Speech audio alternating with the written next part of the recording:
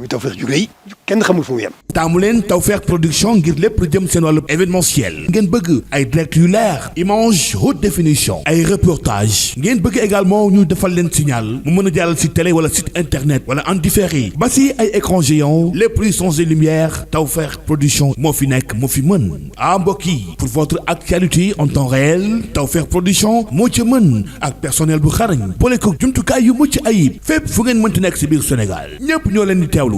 Tawfekh production mbokk yi mooy assurer seen visibilité waaye nag jàpp leen Tawfekh multimédia bu ngeen bëggati ay jumtukaay jëm si wàllu informatique télécommunication audiovisuelle ay sonorisation mais également ngeen bëgg écran géant caméra ay support Tawfekh multimédia est là gaaw leen gaaw ngeen woote 77 251 04 05 Tawfekh production le leader dans son domaine. Ñu am lépp Tawfekh sëriñ bi mën a may. Gën noo gàtt noo Tawfekh sëriñ bi.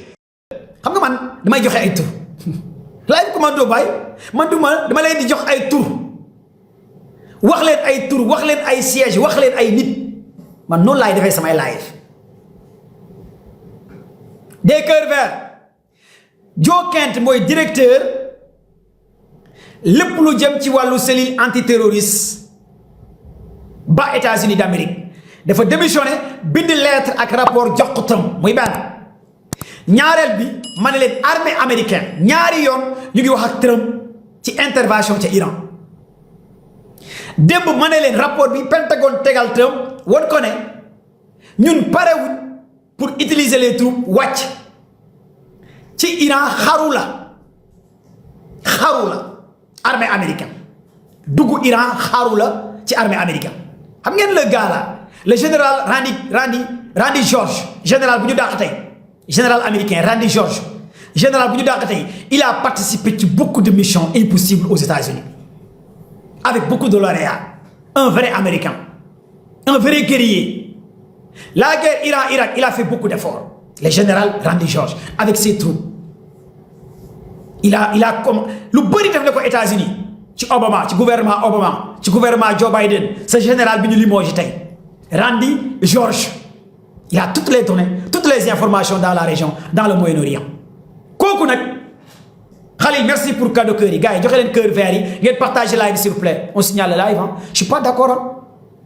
je vous donne des informations yoo xamante ne lii laa leen dama leen di jox tey ay indices yu leen di woon Iran a déjà gagné la guerre parce que lu musul am Amérique moo am Amérique jàmm rek merci lu musul am États-Unis d'Amérique moo am États-Unis d'Amérique lu musul am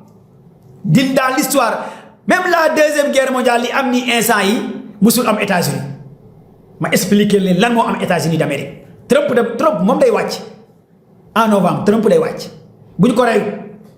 ko reyut laa wax ci diggante bi lu ne mën naa xew États-Unis bu rébellion amul dans l'armée américaine rébellion si on parle de rébellion loolu mooy ay troupes yi révolté armée bi révolté envers le président attention lu ne mën naa am parce que heure bi États-Unis ñu ngi ci crise bu métti à la dernière virage parce que bu nekkee soldats yi dañoo def rébellion loolu lu ne mën naa am ca États-Unis d'Amérique xam nga le secrétaire de la défense Peter mi nga xamante ne moo géré lépp lu jëm ci communication information données renseignement yu bàyyeekoo ci CIA yu bàyyeekoo ci NCA yu bàyyeekoo ci Pentagone yu bàyyeekoo ci cellule com bu armée Amérique yu bàyyeekoo ci biti ak ci biir ak CENTCOM Moyen-Orient ci moom moo ko géré mooy Peter li nga xamante ne mooy le secrétaire de la défense bu États-Unis d'Amérique te Trump fal ko en 2025 2026 ak ministre de la guerre bi nga xamante ne Trump teg na ko le Peter moo limogé directement en pleine guerre le général Randy George le limogé en pleine guerre tey le limogé le général Randy George ma wax leen qui est général Randy George qui est cet homme ce général qui a été limogé en pleine guerre Israël États-Unis Iran on a limogé les Américains viennent de limoger un général l'armée de terre plus de 52 pays États-Unis d'Amérique un général pourquoi ak lan moo tax démb xam nga démb waxoon naa leen rapport yi tege na ci table Trump bi bu Trump buggee jeexal guerre bi am na lu tax démb rek maa ngi leen koy wax fii sama live ma ne leen rapport yi ñëw na ça fait mal bi gars yi gisee que ne ñoom le secrétaire de la défense gis ne les Américains le commandement d'accord ci li politiciens yi def le général bi da leen a xamal carrément yéen gouvernement Trump politique bi ngeen di def au sein de l'armée du jàll armée bi kenn du ko politiquer j'aime bien un soldat qui dit armée waruñ ko politiquer man j'aime bien ces genres de soldats man quand je vois un général boo xamante ne àndul ak politiciens yi dama lay fan mais mention spéciale mais man maa jéppi général boo xamante ne day politique général boo xamante ne day politique ak maa la jéppi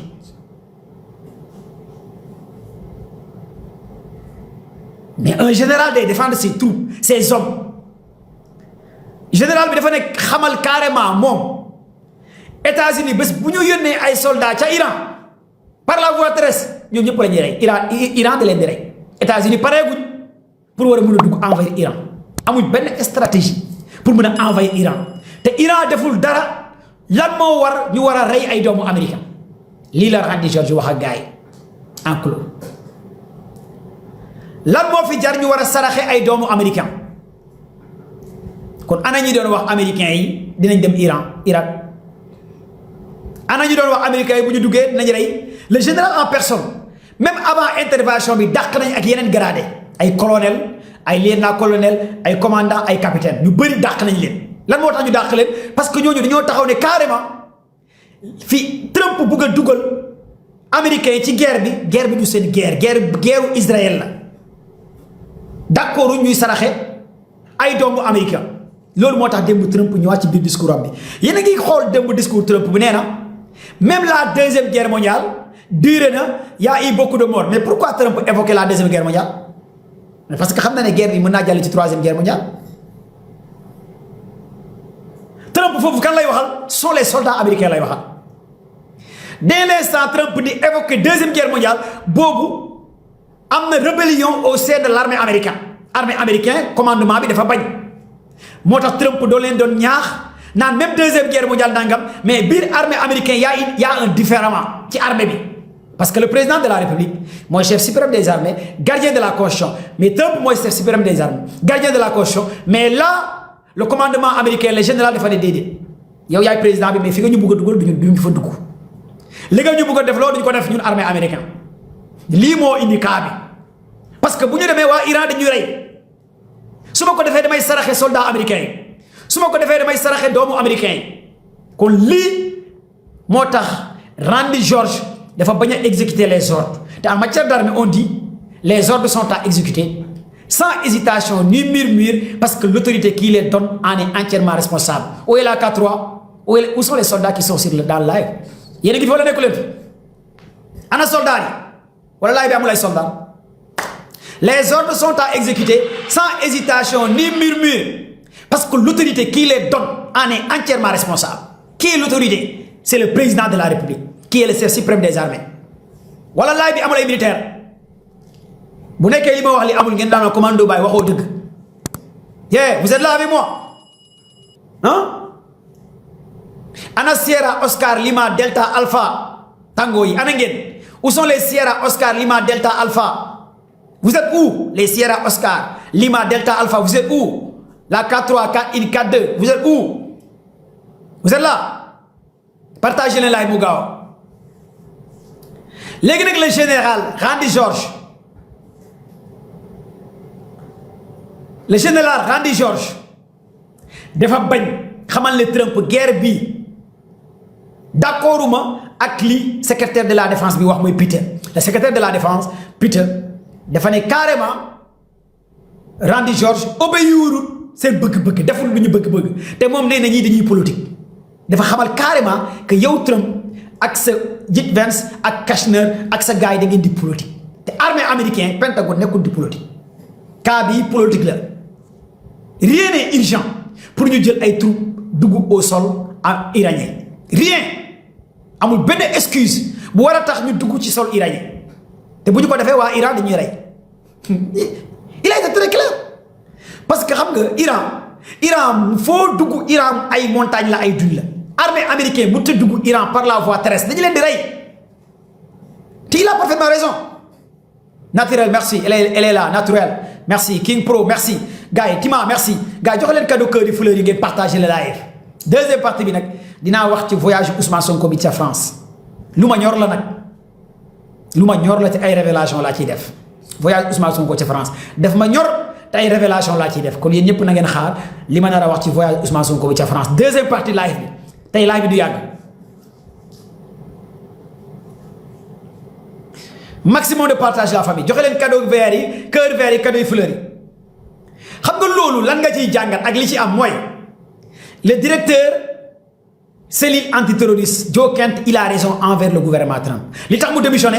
ak rapport am bi kon xam na ne y a eu un échec total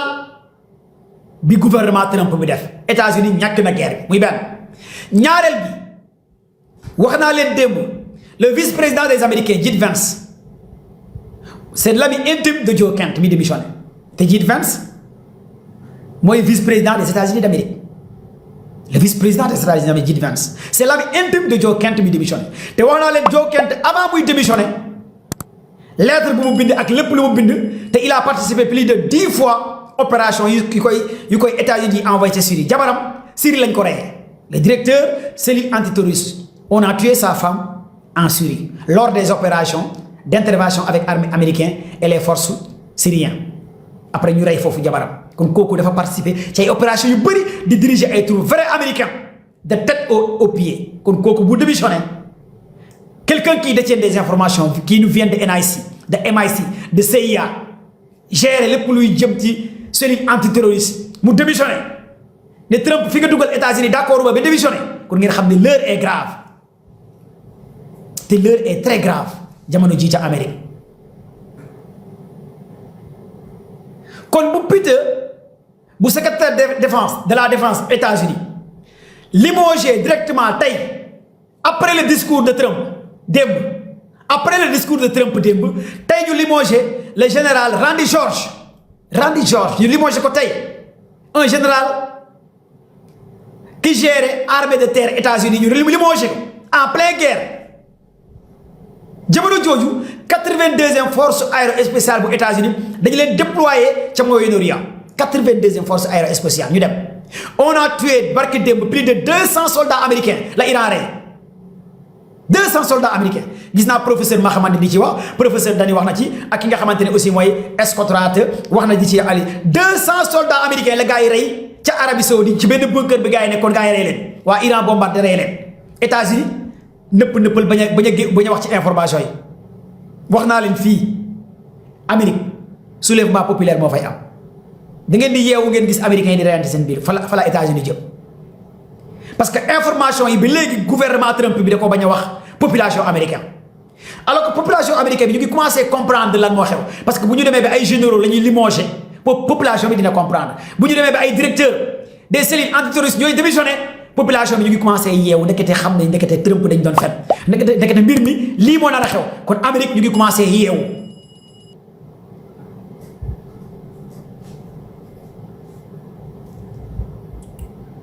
kon donc lu ma leen di wax ci nii ngeen war ko comprendre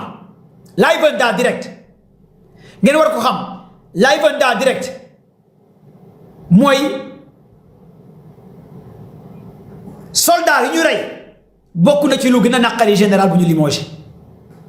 ak fen yi nga xamante ne Trump mu ngi koy fen lii moo ko gën a naqari maanaam Trump day fen envers armée américaine waxul dëgg li xew ci àdduna bi ñoom 5e flotte américaine bu nekk Bahreïn ñaata soldat américain ñoo fa dese Trump taxaw ne ay blessés ñu moo fa am ñaata base plus de 13 bases militaires Iran bombardé ko Trump ne ay blessés kese ñoo fa am Green Zone gars yi wàccee ko ñu ne ay blessés CENTCOM gars yi bombardé ko ñu ne ay blessés seen ambassade yi ñu bombardé leen ñu ne ay blessés ñaata navire de guerre la gars yi éliminé ñu ne ay blessés 8 avions gars yi bombardé nañ ko taal nañ ko yàq nañ ko ba léegi ñu ne ay blessés États-Unis nee na 13 morts la am fukki nit ak ñett ñoo ci décédé que toutes ces données toutes ces banques de données ces informations mais Pentagone xam nañ ko armée bi xam nañ ko c'est la grande muette gars yi nekk soldat xam nañ ne l'armée c'est la grande muette am na loo xamante ne tey ñoom bu ñu ko naree wax dañu leen di dañ leen di dàq wala ñu rey leen États-Unis un soldat un militaire am na loo xamante ne amoo droit wax c'est la grande muette même Sénégal fii armée bi amul droit wax lu muy métti métti boo nekkee soldat da ngay noppi parce que on te dit les ordres sont à exécuter sans hésitation ni murmure l'autorité qui les donne en est entièrement responsable bés boo waxee sa dañu lay tëj dañu lay tóol soldat amoo droit wax même la lu xew doo wax bés boo waxee dañu lay rey wala ñu tóol jamono yi gouvernement yi fi jaar ak yeneen gouvernement yi déggoon ngeen fi ñu rey fi ay soldats ñu rey fi ay nit kenn xamul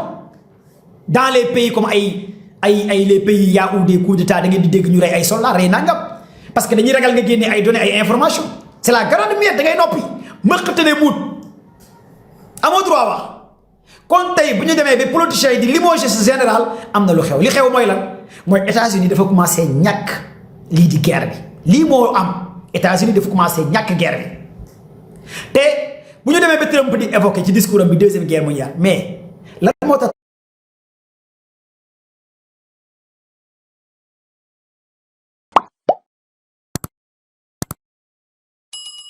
rey nga lépp décapité nga lépp nee nga gañe nga ba pare nga naan deuxième guerre mondiale sax guerre bi àggoon na 2 ans guerre bi mën naa yàggaat kon xam nga ne gañe woo dara Trump ci ay caaxaan ci ay tàppale la rek moo tax Randy George ce général qui a été limogé aujourd'hui Randy George ce général qui a été limogé aujourd'hui dañ koo limogé parce que day défendre les soldats américains parce que gouvernement Trump bi di ko wër ñan ñoo wër Trump ñan ñoo ko wër Baba merci pour les cadeaux Trump ñan ñoo ko wër Kushner moo ko wër politicien la homme d'affaires la J.D. Vance entourage am politicien la homme d'affaires la Marco Rubio politicien la homme d'affaires la xamuñ dara ci guerre ñoo ñoo wër Trump ay homme d'affaires ay lobby ay sioniste ay politiciens nga jël kan Peter ñi nga xamante ne moo géré ministre de la défense Queen merci pour les cadeaux Peter politicien la homme d'affaires la nga jëlaat kan encore wax naa ko Esther Dave conseiller bi politicien la homme d'affaires la sont des lobby sionistes mais boo jëlee tous ces éléments ñii ñooy entouragé Trump ak le groupe MAGA ñu ko fat moo tax tey bu liy amee bu mu leen bett ci li am les heures qui viennent Iran def riposte envers les Américains lan la Iran def Iran tey dafa envoyé benn vidéo bu doy waar la envoyé États-Unis démb nee naa leen bu Trump paree discours Iran dafa bombardé une dizaine de missiles Israël moom léegi mu jeex Israël moom c'est la fin là moom je vous le dis beneen dëkk la ñuy waxati mais du Israël wala pour defaraat Israël moom dina jël fii ak téeméeri at mais Israël pour l'instant pour defaraat ko c'est impossible Iran moom rajaxe na Israël les plus grandes villes Israël Iran rajaxe na ko Arad la ville des nobles Iran rajaxe na ko Dimona la ville technologie fa la scientifique nekk ingénieurs yi réacteur Iran rajaxe na ko Tel Aviv capitalu Israël bi fa la gars yi nekk Iran rajaxe nañ ko Sencom bi Iran rajaxe nañ ko Bechner Iran rajaxe nañ ko aéroport Don Guiron Iran rajaxe na ko plus de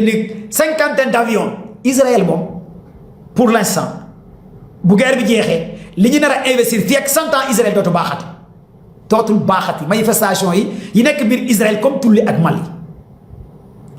ak Mali manifestation ñoom ñëpp dañuy génn di manifester ñaata nit la ñuy jàpp ca Israël ñaata journaliste ñaata chroniqueur ñaata influenceur kaso ba 5 ans 10 ans lañu lay tëj en prison boo wonee xibaar boo wonee information Israël moom c'est fini c'est la fin te tey lu gën a yéeme tey moo am mooy waa Iran xam ngeen lan lañuy def waa Iran dañoo envoyé vidéo États-Unis xam nga vidéo yi lan moo ci nekk image bi ak lettre bi waa Iran dañoo woon plus de 20 ponts à 25 ponts yuy relier Moyen-Orient bi ay ponts diggante les Émirats arabes Arabie Saoudite Koweït Iran Qatar ces ponts yi nga xamante ne fa la gars yi di jaar américains yi transit pétrole bi nangam Iran 25 ponts yi la woon gars yi ne leen yéen États-Unis ak Émirats arabes man Iran pare naa pont yëpp laay bombardé yàq pont yëpp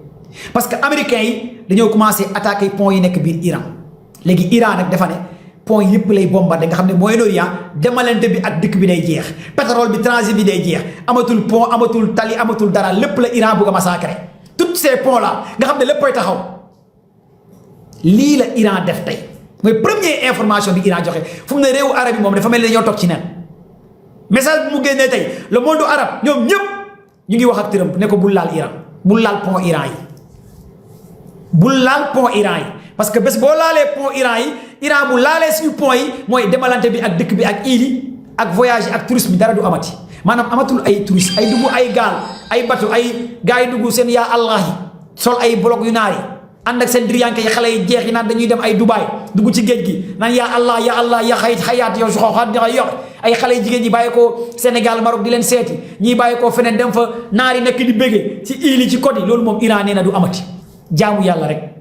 île yépp la Iran pare pour bombarder bépp île bu fa am ay pont Iran da koy yàq lii la Iran wax kon yéen ñi nekk Iran nag nekk ci wetu pont yi ci île yi ak Qatar buub leen seen bagage ngeen dellu Sénégal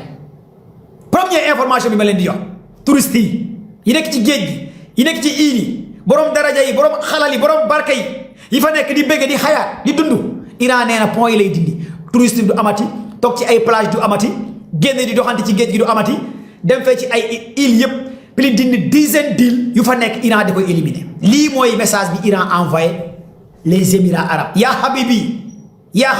allahi yaa xayta yi yaa munaaxiya yaa wallahi yaa wallahi saxiya yaa bëgg yaa bute pota yi yéen ñëpp Iran pare na pour massacrer leen kon mbir mi mooy xibaar bi Iran jox yaa habibi yaa munaaxi yaa borom dara yu weex yi nga xam ne da ngay tëmbal dara bu weex kese ngay sol doo teg dara di xayaat wikkim bi di wax yaa allah fekk gëmuñ dara naari tous noos rek ak bakkanu aduna lañ gëm ñoo gën a bon ci lu yàlla bind soxor bu gën tuñ seen biir naari arab yi nii ñoo gën a bon ci lu yàlla bind yéeféeri la ñuy àndal mais Iran da leen di yar ci guerre bii nii moo tax ñu ne Trump bul bombardé naari loolu la ñu wax Trump bul laal pont Iran yi bés boo laalee pont Iran yi Iran dañuy massacrer ci loolu ñaata force la Iran wàccee démb ak tey ci Koweït Bagdad Émirats arabes Qatar Syrie Irak boobu yëpp démb ba tey Iran mu ngi wàccee 91e vague te lu ci gën a yéeme waa MI6 ñoo ko wax tey les services de renseignement britannique ñu ne lu ci gën a yéeme mooy dafa mel ni Iran mu ngi doog a tàmbalee guerre bi parce que léegi missile Iran yi ay centaine de missiles lay dóor Trump moo waxoon Iran jeexal na mais MI6 service de renseignement britannique nee na lu ko jaaxal Iran fan lay jëlee drone ak ay missile waa CIA feelu ko ne lii moom kenn xamul fan lay jógee service de renseignement États-Unis Pentagone bi ak renseignement français yi ñoom ñu ne vraiment Iran arme yi dafa préparer guerre bi plus de 100 ans Trump boobu nee na guerre bi Iran jeexal na ay missile loolu lan lay wone lan la leen di tekkil ak lan ngeen ci war a mën a jàngat mooy Iran a déjà préparé cette guerre plus de 100 ans mu ngi préparer guerre bi jamono jooju tous les alliés des pays de l'Iran la résistance ca Irak ñu ngi massacrer lépp luy intérêt américain yi ñu ngi massacrer carrément loolu moo tax démb Trump génn ne détroit d'Ormuz lan la Trump wax démb ci discours am bi ñun Amérique pare nañ ci détroit d'Ormuz man Trump sama yoon nekkatu ci détroit d'Ormuz mais parce que soldats américains ñoo bañ a dem xam nga booy defoon mbaam bi daa bañ a dem wala du loolu mooy Ahmed sama mbaam bi daa bañ a dem mais Trump soldats yi dañoo bañ a dem général bi dañ koo démission dañ koo dàq daa bañ a dem général Randy George daa bañ a dem ak soldat mi ñu dàq ko lii moo xew ci États-Unis Sénégal nag mbaamu Ahmed bi daa bañoon a dem mais Trump nag général am bi Randy George dafa bañ a dem ca détroit d'Ormuz dàq nañ ko lii moo xew ci Amérique lii moo tax ñu dàq ko tey Trump tey dafa dàq ay général am Peter général Randy George dàq nañ ko tey États-Unis dàq limogé ne ko kaay dàq nañ la lan moo tax ñu dàq ko dafa ne Iran bu fa yónnee ay nitam dañu leen di rey léegi États-Unis ay tàppal lañ ana États-Unis bu ñu doon wax ay ñoo moom technologie ñoo moom géopolitique ñoo moom nangam léegi Iran la gars yi ragal ba ñuy xuloo seen biir di xeex yàlla du nit wala yàlla du nit de Trump démb la def discours démb tey la ñu dàq général Randy George tey lañ ko dàq tey alors que ce ministre de la défense bu États-Unis bi limogé Randy George limogé wu ko parce que da ko war a limogé mais da koo limogé parce que rapport bi mu jot dañoo refuser exécuter les ordres de ces politiciens ils ont refusé catégoriquement ne lii baaxul ci armée américaine kon qui a gagné la guerre qui a gagné la guerre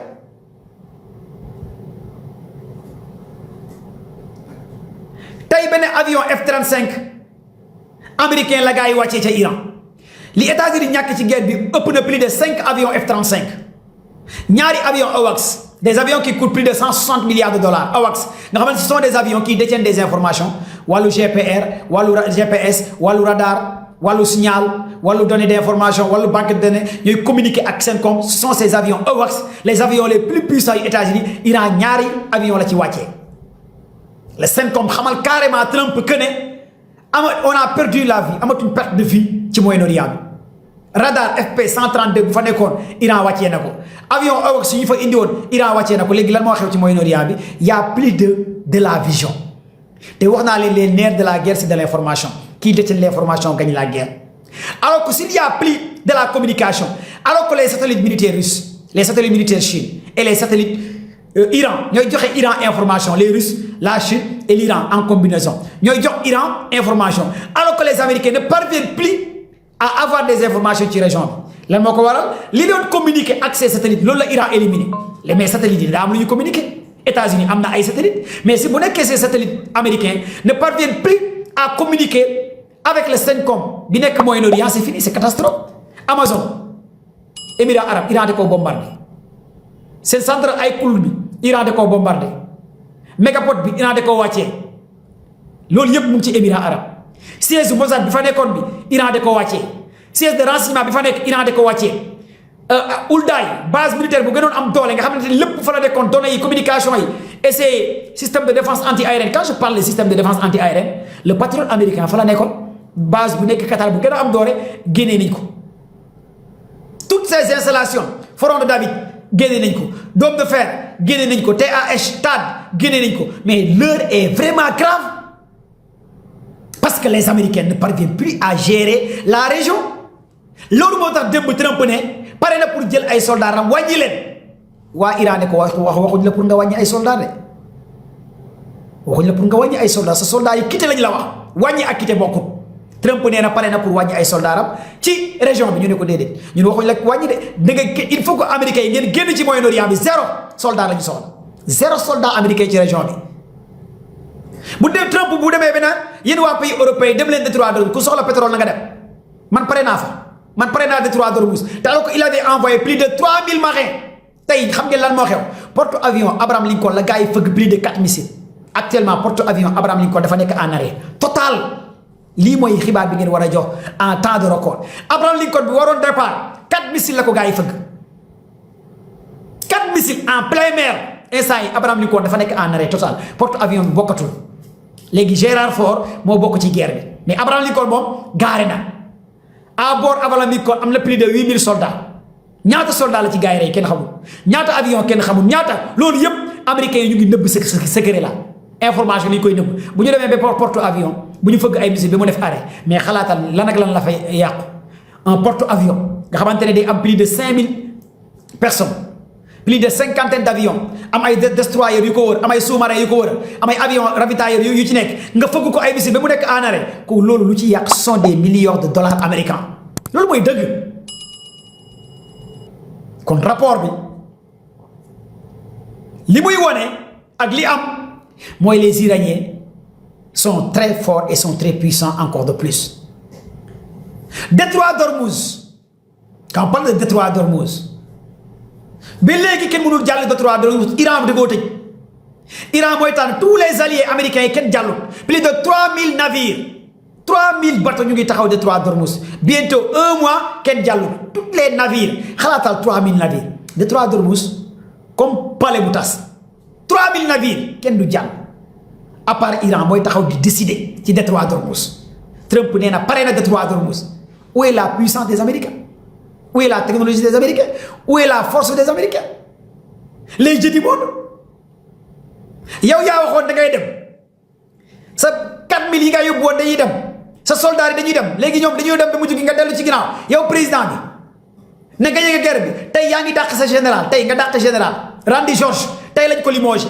lan moo tax ñu limogé ko mais parce que général bi dafa xamal carrément que ne soldats américains bu ñu duggee par la voie terrestre Iran da leen di rey kooku guerrier la wax na dëgg mu ne guerre bii di suñu guerre bii du guerru Amérique guerre bii guerru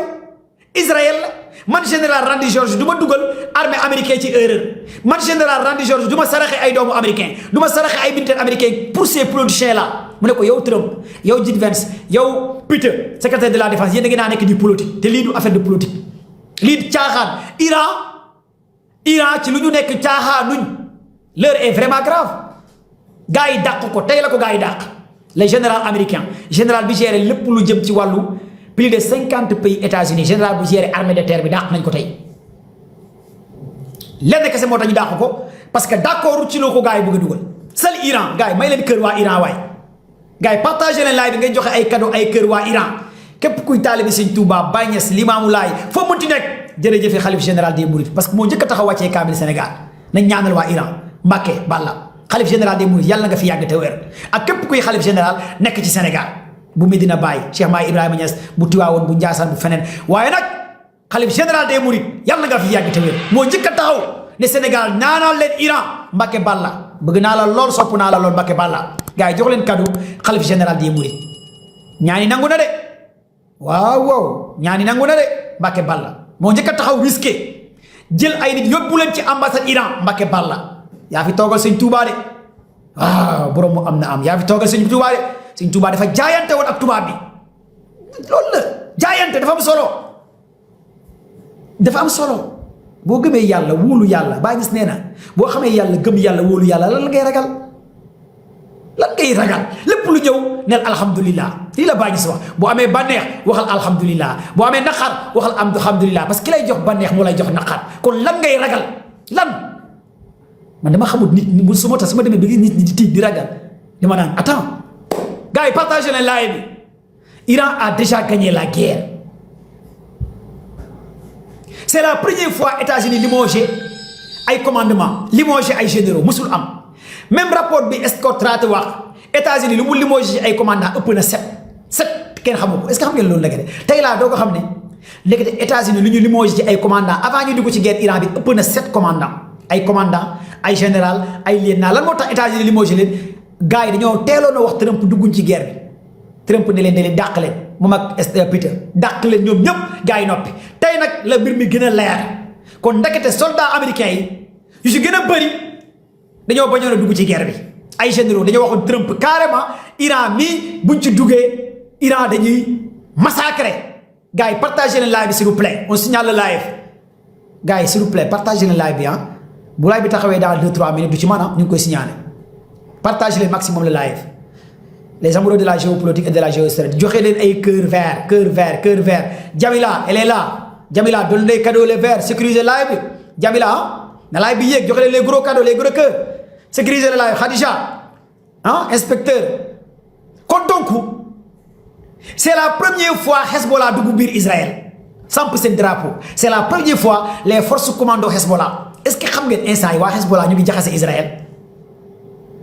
est-ce que xam ngeen ne plus de musul am ci àdduna Hezbollah dugg biir Israël di def ay zone de tampon di teg seen drapeau moo tax Israël c'est fini Hezbollah ñu évacuer ay quartier biir dëkk Ben Netanyahu ku xalaatoon ne dëkk Ben Netanyahu merci Jamila elle est là la diva Jamila quelle classe elle donne des gros cadeaux Jamila merci team bi merci c'est la première fois Binouche merci pour partager Binouche merci bu Sonko Hezbollah dugg biir Israël kan moo waxoon Ben Netanyahu heure bii 2025 plus de 5000 personnes Ben Netanyahu rey na ko ca Israël ca Gaza ay nit ñuy naafi la biir weeru koor nga leen di rey ay xale nga leen di rey di daaneel Palestine di toroxal Gaza mais ku waxoon ne tey Ben Netanyahu léegi waa Israël lay waa Hezbollah di rey di torox instant Hezbollah lu mu rey ci Israël kenn xamul nu mu toll Hezbollah moom instant yi xooluñ militaire xooluñ civil xooluñ nangam rajaxe rek li doon Ben Netanyahu doon def Gaza Palestine Hezbollah instant yi loolu lay def ci Israël xoolatuñ kenn ni ñu doon toroxalee gars yi loolu la ñuy toroxalee njabootu Ben Netanyahu kon gars yi may leen ay cadeau ay kër waa Hezbollah surtout nag force Al Ridwan ak force Al Nazer man ñooñu dañu ma jaaxal lu ñu jàpp ci ay soldats Israël ëpp na 100 ay prisonniers de guerre lu ñu taal ci ay chars de combat ëpp na 50 chars de combat les forces commando Hezbollah ñu ngi leen di wooye al Ridwan gars yi je détiens des vidéos yoo xamante ne su ma leen ko partagé ñi bokk sama groupe tey dinaa dugal vidéo yi ak sama page Facebook ngeen xool vidéo yi non da ngeen di xam ñu du ñu ay nit seen intervention rapide les forces al Ridwan gars yi dañuy progresser biir Israël c'est du jamais vu intervention yu graw avec des armes lourdes gis ngeen seen lance-roquette yi ñu yor ci mbagg yi lañ koy teg lance-roquette yoo xamante ne ay bunkers yi mbagg yi lañ koy teg di wàccee ay chars de combat fii lañ koy teg ci mbagg yi di wàccee ay mel ni ko yor ay mitrailleuses les forces al Ridwan Hezbollah mu ngi jaxase li nga xamante ne mooy Israël jamono ji may wax ak yéen lu ñu rey ci soldat Israël kenn xamul lu mu toll dem ba capturer ay soldat Israël jàpp leen en otage teg seen i drapeau biir Israël waxuma Liban de waa armée Hezbollah kan moo mës a xalaat ci àdduna Israël bi nga xamante ne moom la États-Unis yaakaar ak armée américaine ak lépp tey Hezbollah moo leen di toroxal moo tax ngeen gis Israël di bombarder lii di Beyrouth lii moo merloo benn te yow instant yi day bombarder Liban rek parce que arme yi Hezbollah yor kenn xamul arme yi fan la bàyyee ko mais man xam naa arme yi fi ñu bàyyee ko parce que arme yi ñëpp xam nañ ne waa Iran ñoo ko yàggee jox Hezbollah dafa yàgg préparer guerre bi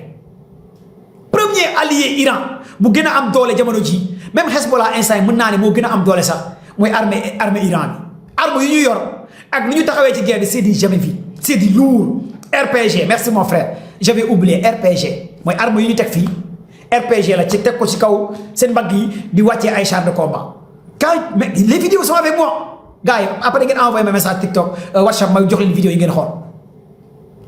intervention Hezbollah bi non c'est du jamais vu fii lañ koy teg seen kaw mbagg yi di wàccee chars de combat Israël di éliminer carrément di daaneel ay bâtiment di avancer di teg seen i drapeau armée Israël dañoo dellu ginnaaw def ay repli dellu carrément ci ginnaaw en profondeur loolu moo merloo jamono ji waa Israël loolu moo tax waa Israël di bombarder biir Liban di bombarder Beyrouth di bombarder fu ne di rey ay civil di bombarder ay école di bombarder ay jardin di bombarder lu ne wala waa gars yi di bombarder waa Israël parce que ñoom amatuñ maîtrise ci li ñuy def instant parce que xamatuñ ñoom fan la armée Hezbollah nekk ci biir Liban bu njëkk sud de Liban lañ doon bombarder mais léegi ñoono léegi immeuble bu ñu gis dañu koy bombarder parce que jàpp nañ ne waa Hezbollah ñu ngi fu nekk leneen li am li gën a yéeme ngeen war koo comprendre ma wax leen ko jamono ji mooy intervention bi nga xamante ne États-Unis waroon na koo def la question bi nga xamante ne moom la ñëpp di xaar mooy armée américaine fan la ñuy nekk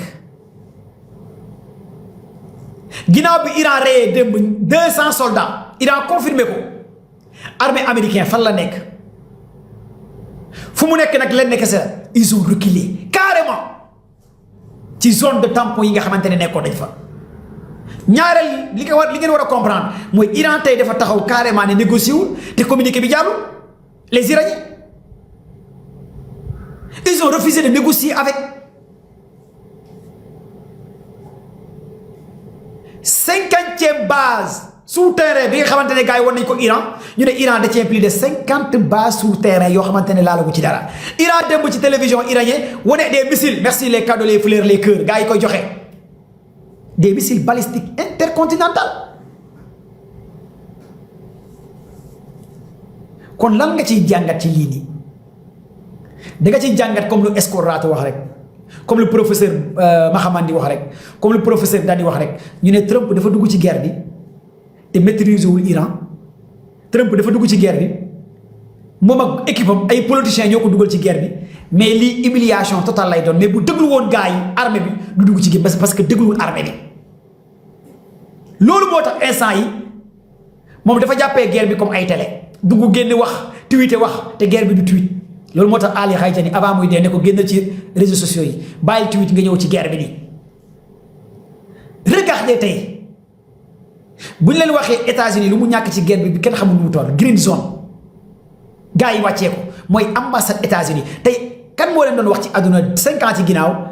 am États-Unis seen ambassade yi dina tëj ci réewu arab yi doo ko gëm ambassade consul base militaire ku leen ko waxoon fii ngeen taxawee dine mënta nekk mais Iran won na gars yi carrément que baatu Allah baa ngi jóg ci kaw Sadio Nandi merci kan moo mës a xalaat loolu ci kaw suuf ni en 1 mois du 2 mois du 1 an 1 mois. muy Tawfekh ju rëy kenn xamul fu mu yem. taamu leen Tawfekh production ngir lépp lu jëm seen wàllu événementiel ngeen bëgg ay direct yu leer image haute définition ay reportage ngeen bëgg également ñu defal leen signal mu mën a jàllal si télé wala site internet wala en différé ba si ay écran géant lépp luy son et lumière Tawfekh production moo fi nekk moo fi mën mbokk yi pour votre actualité en temps réel Tawfekh production moo ci mën ak personnel bu xarañ boole ko jumtukaay yu mucc ayib fépp fu ngeen mënti nekk si biir Sénégal ñépp ñoo leen di teewlu Tawfekh production mbokk yi mooy assurer seen visibilité waaye nag jàpp leen Tawfekh multimédia bu ngeen bëggati ay jumtukaay jëm si wàllu informatique télécommunication audiovisuelle ay sonorisation mais également ngeen bëgg écran géant caméra ay support Tawfekh multimédia est là gaaw leen gaaw ngeen woote 77 251 04 05 Tawfekh production le leader dans son domaine. Lii ñu am lépp Tawfekh sëriñ bi mën a may. Gën noo gàtt noo Tawfekh sëriñ bi.